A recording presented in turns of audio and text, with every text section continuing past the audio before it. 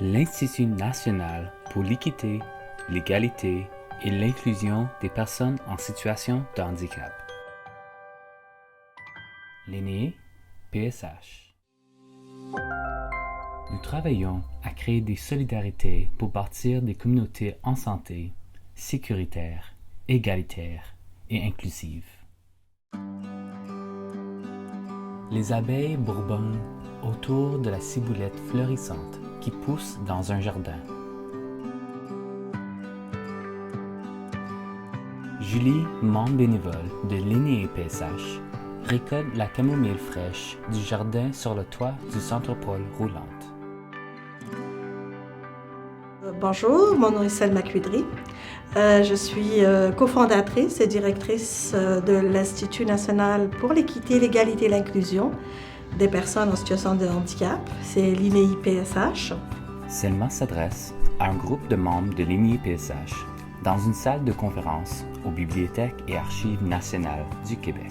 C'est un organisme qui travaille spécifiquement en offrant des services et des programmes pour l'élimination de toute forme de violence et de discrimination, mais aussi pour promouvoir l'équité en droit, pour atteindre l'égalité de fait et l'inclusion de toutes les personnes en situation de handicap, quel que soit leur âge, leur origine ethno-culturelle ou leur genre.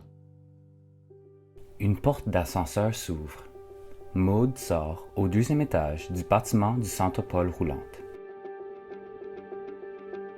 Mon nom est Maude Mascotte, la coordonnatrice du service interaidance de l'INEE PSH. Et pour le projet des Sentinelles du Garde-Manger, on est partenaire aussi de mon propre organisme, donc les Physiques sans limite. On est partenaire pour le projet des Sentinelles du Garde-Manger. Les Sentinelles du Garde-Manger, un projet dont on est vraiment fiers, moi personnellement. C'est parti du vécu de personnes en situation de handicap et d'autres personnes, surtout pendant la période de la pandémie, qui nous a fait voir à quel point on était plus confinés que d'autres personnes, même si on connaît le confinement depuis même avant la pandémie. Marie-Hélène, en conversation avec un autre membre de l'INEE PSH lors d'une conférence aux Bibliothèques et Archives nationales du Québec. Mon nom, c'est Marie-Hélène. Je fais partie du comité aviseur du projet et le but de ce projet est de se réunir ensemble pour sensibiliser, faire connaître les besoins et aussi rendre accessibles les ressources en dépannage alimentaire parce que durant la pandémie, on a réalisé qu'il y avait beaucoup de demandes au sein de la communauté de personnes en situation de handicap. Doris donne un atelier aux membres de l'INEE PSH. Bonjour, je m'appelle Jérôme Plante, je suis une personne qui est aveugle de naissance. L'accès à l'alimentation, c'est un droit qui est très très important, mais que malheureusement les personnes handicapées qui sont souvent des gens très vulnérables en sont privées d'accès pour une part importante à des ressources dont elles auraient grandement besoin. Le projet est nécessaire parce que dès que j'ai commencé à l'INEE PSH en 2020, on était en plein milieu de la pandémie.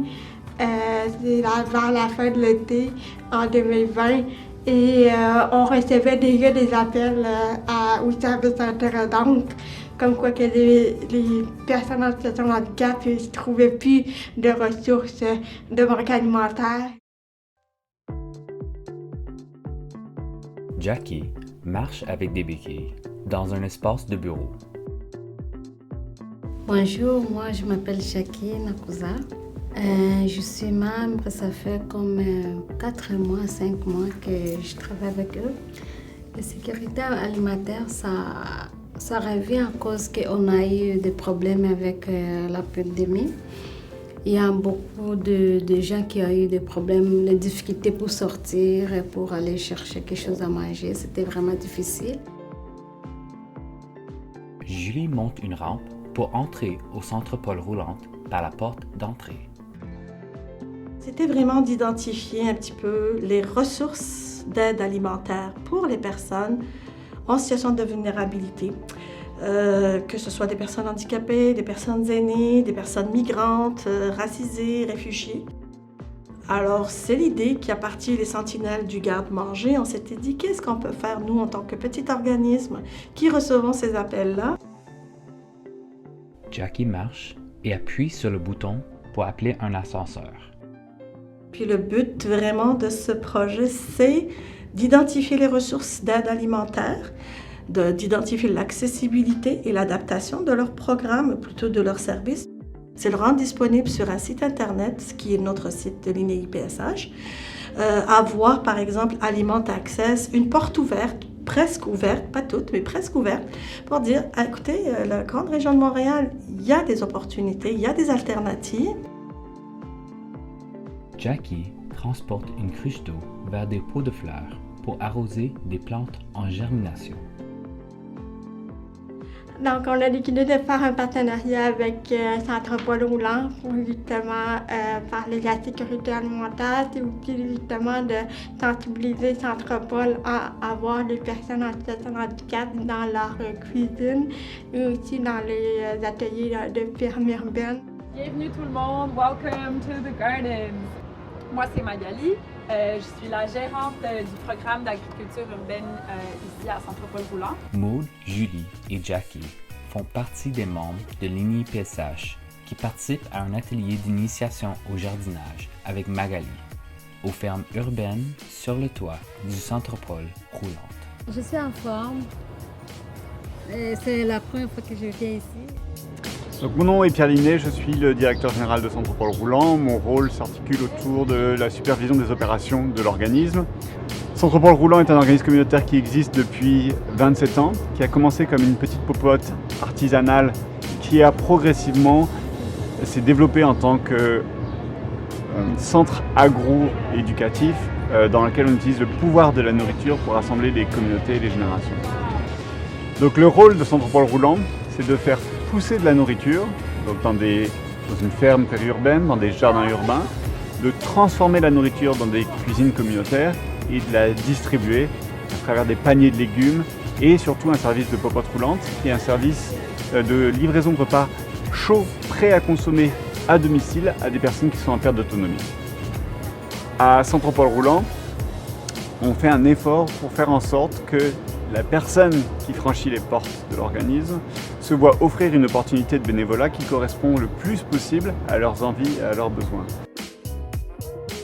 Julie récolte de la camomille pendant qu'elle parle avec Maud et Jackie sur le toit du Centre Paul Roulant. Quand j'ai fait mon premier quart de bénévolat, je me demandais, est-ce que je vais pouvoir être efficace ici? Est-ce que je peux avoir un environnement qui est adapté? Et je me dis, ce sont les tâches elles-mêmes. Je me demandais par rapport comment est-ce que je vais pouvoir participer? Est-ce que je suis pas aussi rapide, je suis pas aussi agile, dalida. Je vis avec 3 situations de handicap bien distinctes. Et si je compte le nombre de diagnostics que j'ai, j'en ai plus que 10. Alors, pourquoi est-ce que je vous dis ça? C'est que je suis un peu à cheval entre une personne qui serait bénévole ici et cliente ici. Mais comment est-ce que je peux participer? C'est quand les tâches sont adaptées. Des bénévoles préparent de la nourriture dans la cuisine du Centre Paul Roulant.